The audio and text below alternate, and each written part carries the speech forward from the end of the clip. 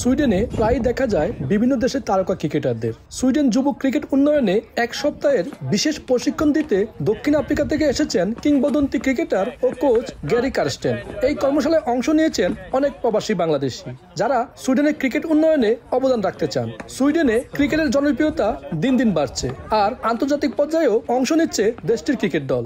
Swedish ক্রিকেটটাকে develop করা এবং সাথে হচ্ছে ক্রিকেটকে ইনভলভ করা, নতুন বাচ্চাদের সুইডিশ কমিউনিটিকে ক্রিকেটের সাথে ইনভলভ করা, এটা মেন উদ্দেশ্য।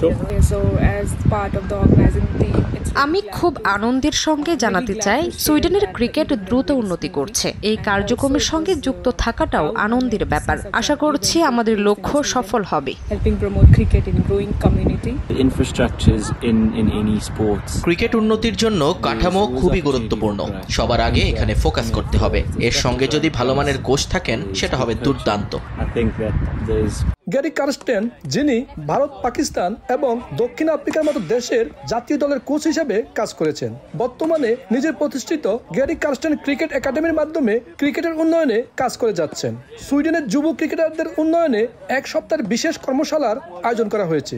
সুইডেন সহ ইউরোপের ক্রিকেটের উন্নয়নের কথা জানান বিশ্বকাপ জয়ী কোচ কার্স্টেন।